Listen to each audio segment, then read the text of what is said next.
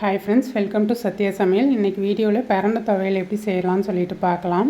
பிரண்டை இலசாக இருக்கிற மாதிரி பார்த்து வாங்கிக்கோங்க. பிரண்டையை நார் இல்லாமல் கட் பண்ணி எடுத்துக்கலாம். இப்போ நார் இல்லாமல் கட் பண்ணி எடுத்துட்டு நான் உப்பு மஞ்சத்தூள் போட்டு ஒரு 10 நிமிஷம் தண்ணியிலே விட்டு நல்லா அலசி எடுத்துக்கிறேன். ஸ்டவ் ஆன் பண்ணி கடாயை அடுப்பில் வச்சிடுறேன். கடாய் காஞ்சதும் நல்லெண்ணெய் விட்டுக்கிறேன். எண்ணெய் பார்த்திங்கன்னா நல்லா காஞ்சிடுச்சு. நான் ஒரு 6 காஞ்ச மிளகாய் போட்டுக்கிறேன். மிளகாய் லைட்டாக கலரி விட்டுட்டு உளுந்த பருப்பு கொஞ்சமாக போட்டுக்கிறேன்.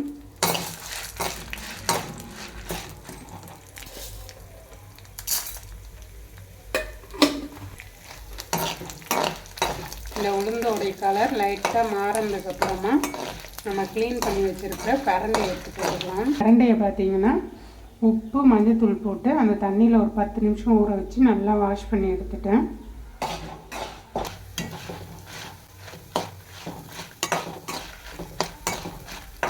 உடைய கலர் பார்த்திங்கன்னா பொன்னிறமாக மாறிடுச்சு. இப்போ பிரண்டையை சேர்த்துக்கலாம்.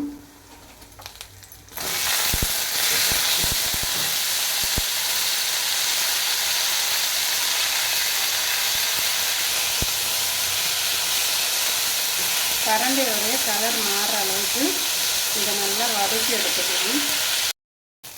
இப்போ பிரண்டையோடைய கலர் பார்த்திங்கன்னா லைட்டாக கலர் மாறிடுச்சு. இப்போ ஒரு லெமன் சைஸ் அளவுக்கு புளியும் தேங்காய் பல்லுக்கெல்லாம் கிடி எடுத்து வச்சுருக்கேன். இப்போ பிரண்டையோடைய கலர் மாறினதுக்கப்புறம் இந்த புளியும் இந்த தேங்காய் பல்லையும் சேர்த்து வதக்கிக்கலாம்.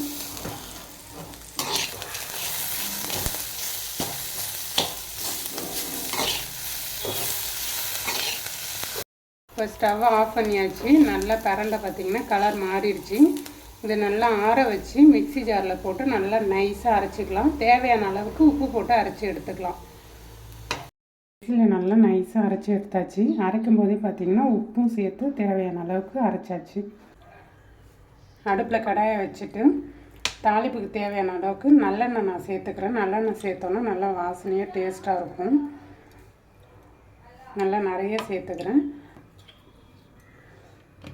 நல்லெண்ணெய் இல்லைன்னா நீங்கள் ரீஃபண்ட் ஆயில் வேணாலும் சேர்த்துக்கலாம்.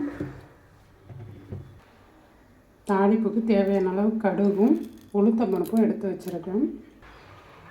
எண்ணெய் பார்த்திங்கன்னா நல்லா காஞ்சிடுச்சு. இப்போ கடுகு சேர்த்துக்கலாம். கடுகு பொரியிற ஸ்டேஜில் உளுத்தம் பருப்பையும் சேர்த்துக்கலாம்.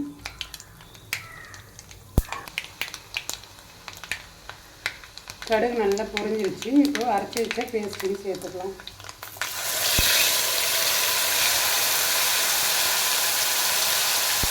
சிம்மில் வச்சுட்டு நல்லா கிளறி விட்டுட்டு மூடி போட்டு மூடி வச்சிடலாம். அப்பப்போ திறந்து கிளறி மட்டும் விட்டுடலாம், அடி பிடிக்காத அளவுக்கு. பிரண்டை துவையல் ரெடி ஆயிடுச்சு. இந்த பிரண்டை துவையலுக்கு சுட சுட சாதம் வடித்து இந்த பிரண்டை துவையலை போட்டு சாப்பிட்டோன்னா டேஸ்ட்டாக எம்மியாக இருக்கும். கால் வலி இருக்கிறவங்க வாரத்தில் ஒரு முறை இந்த பிரண்டை துவையலை எடுத்துக்கிட்டிங்கன்னா கால் வலி பறந்து போயிடும்.